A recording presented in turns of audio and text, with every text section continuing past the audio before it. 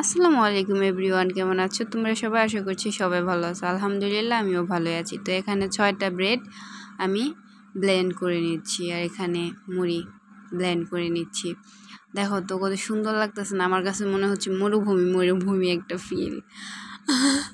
জানি না তোমাদের কাছে কি মনে হয়, তাই বললো। আমার কাছে মনে হয়, এর জন্য আমি বললাম। তো কি বানাবো তাই তো বললাম না। এখানে নিয়ে নিছি আমি ক্যারামেল বানিয়ে, যেহেতু মিষ্টি কম খাই এর জন্য অল্প করে ক্যারামেল বানাইছি। আর কি বানাচ্ছি সেটা তো বললামই না। পুডিং বানাচ্ছি গাইস, পুডিং। এখানে ক্যারামেল বানানো দেখাবো। এই যে হাফ কাপ পরিমাণ চিনি নিয়ে আসছি আমি, পানি ছাড়া, কোনো ধরনের কোনো পানি ছাড়া। অনবরত নেড়ে যেতে হবে, না হলে পুড়ে যাবে। আর একেবারে লোতে চুলার আঁচ রাখতে হবে, ঠিক আছে? এখানে এই যে 6টা ব্রেড আমি ব্লেন্ড করে নিছি সুন্দর করে। তো 6টা ব্রেড আর দুধ নিয়ে নিছি হচ্ছে গিয়ে 2 কেজি পরিমাণ দুধ নিছি। জাল দেওয়ার পর 1.5 কেজি হয়েছে। আর এখানে 1.5 কাপ পরিমাণ মুড়ি গুঁড়া নিয়ে নিছি আমি। এই যে সবগুলো দিয়ে দিব, একসাথে দিয়ে দেবো, কারণ আর এত ভালো করে মিশাবো না। কারণ হচ্ছে কি আমি তো পরে চেলে নেব, এর জন্য আর এত ভালো করে মেশাবো না, যেহেতু ছাঁকনি দিয়ে চালবো এর জন্য। এই যে আমি হচ্ছে গিয়ে যতটুকু মিশাইলেই না ততটুকু আর কি মিশাবো। দেখো, তারপরে হচ্ছে গিয়ে আমি এখানে আন্ডা ভেঙে নিচ্ছি গাইস। আর এখানে হচ্ছে 1.5 কেজির জন্য আমি 6টা ডিম নিয়েছি, যেহেতু আমি ব্রেড দিছি মুড়ি দিছি এর জন্য। আর এখানে আমি কুসুমগুলোর কালার দেখতেছিলাম, আর একটা কুসুমের কালার হচ্ছে গিয়ে সুন্দর না, এর জন্য তোমাদের বলতেছিলাম। যাই হোক, চিনি দিয়ে দিছি পরিমাণ মতো, তোমরাও দিয়ে দিবা তোমরা যেমন খাও। ভ্যানিলা এসেন্স দিয়ে দিছি হচ্ছে গিয়ে 1 চা চামচ। আর এখানে আমি সবটা ছেঁকে নিচ্ছি। এখানে আমি 6টা ডিম দিছি, তোমরা চাইলে আরও বেশিও দিতে পারো। আমার মনে হয়েছে 6টাই লাগবে, কারণ যেহেতু আমি ব্রেড আর মুড়ি দিয়ে দিছি এর জন্য। তো এই যে সুন্দর করে আমি ছেঁকে নিছি, এর জন্য আমি আগে ভালো করে মিশাই নেই। এই যে ছেঁকে নেওয়ার পর আমি একটু নাড়াচাড়া দিচ্ছিলাম।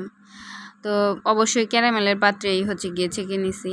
আর এই যে এখানে আমি খুব বড় একটা ভুল করছি, তোমাদের কাছে আমি হচ্ছে গিয়ে স্বীকার করছি। কারণ এই পাতিলটা দেওয়ার পরে কি হয়েছে, আমি হচ্ছে গিয়ে রুমে চলে গেছিলাম, যেহেতু অনেক রাত্রে বানাইছি, মেবি তখন 1:30 থেকে 2টা বাজে।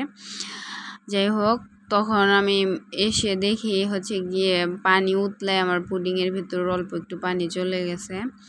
যাই হোক, এটা মানুষ মাত্রই ভুল, আর আমারও ভুল হয়ে গেছে। আমি বুঝতে পারি না পাতিলটা হচ্ছে কি এমন হবে। তারপর আমি চেঞ্জ করে অবশ্য কড়াই দিয়ে দিছি। এই যে কড়াই চেঞ্জ করাটা তোমাদের দেখাইতে পারি না, খুবই ক্লান্ত ছিলাম। তাও সবার আবদারে রাত্রে বানাইতে হয়েছে, কিছু করার নাই। আগের দিনও আমি পুডিং বানাইছি, তোমরা দেখছো। এটা হচ্ছে পরের দিনের ভিডিও। যাই হোক, একটু পরে 10 মিনিট পরে আমি দেখে নিচ্ছিলাম। 10 মিনিট পরে এইভাবে আমি পুডিংটা 1 ঘন্টার মতো, যেহেতু এটা অনেক বড় পুডিং, 1 ঘন্টার মতো আমি হচ্ছে গিয়ে প্রথম 10 মিনিট হচ্ছে গিয়ে হাই হিটে, তারপরে 15 মিনিট মিডিয়াম হিটে, তারপরে লো হিটে বাকিটা সময়। আর এই যে মাঝখানে একটু সাদা হয়েছে কি কারণে, ওই যে পানিটা যাওয়ার কারণে। এমনিতে ঠিকই ছিল, পুরোটা হয়ে গেছিলো। তারপর হচ্ছে গিয়ে আমি নামিয়ে রেখে দিছিলাম, যেহেতু রাত্রে, অনেক রাত্রে। পরে সকাল উঠে দেখি গরমই আছে। পরে ঠান্ডা হওয়ার পরে হচ্ছে গিয়ে আমি কিছুক্ষণ ডিপ ফ্রিজে রাখছিলাম, কারণ সবাই পাগল হয়ে গিয়েছিল খাওয়ার জন্য। পরে হচ্ছে কি ডিপ ফ্রিজে রাখার পরে যে নিয়ে চলে আসছি, আধা ঘন্টার মতো রাখছি। তারপরে যে নিয়ে চলে আসছি কাটার জন্য। দেখছো কতটা আর কি সুন্দর হয়েছে, নাড়ালে চাড়ালো এত নড়ে না। পারফেক্ট একটা পুডিং। আলহামদুলিল্লাহ, টেস্ট অনেক ভালো ছিল মাশাআল্লাহ। সবাই খেয়ে দিয়ে অনেক প্রশংসা করছে। আলহামদুলিল্লাহ, মাশাআল্লাহ, দেখতেও সুন্দর হয়েছে, খাইতেও ইয়ামি ইয়ামি। যাই হোক, এই যে এবার আর আমি ভুল করি নাই, সুন্দর প্লেট নিয়ে নিতে পারতাম, বড় প্লেট নিয়ে নিয়েছি যাতে কিনা এবার আমার পুডিংটা সুন্দরভাবে আর কি রাখা যায়। এই যে আমি এখানে আমার বন্ধুর সাথে ইয়ার্কি মেরে বলছিলাম যে এটার উপর আমি এখন তবলা বাজাবো, তাই করছিলাম, বাচ্চা মানুষের সাথে ইয়ার্কি করতেছিলাম। এই যে উঠাইতে যাইতেছিলাম, এটা উঠানোর সময় শুধু লেগে যায়। এই যে আমি সুন্দর করে আমার পুডিংটা এখন ছেড়ে দিয়েছে গাইস। এই যে মাশাআল্লাহ, আলহামদুলিল্লাহ, অনেক সুন্দর হয়েছে। বিশেষ করে দেখতে তো সুন্দর হয়েছে, আর খেতেও আলহামদুলিল্লাহ অনেক টেস্ট ছিল। বাসার সবাই প্রশংসা করছে খেয়ে।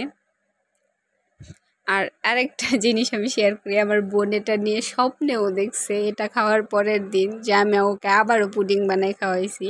যাই হোক, ভাবতে পারো স্বপ্নেও পুডিং দেখে আমার ছোট বোন, আমার বড় কিন্তু হচ্ছে বড় আপুর পরে মেজো, যাই হোক ছোট বোন। এই যে সুন্দর করে হচ্ছে গিয়ে আমি এখন কাটবো।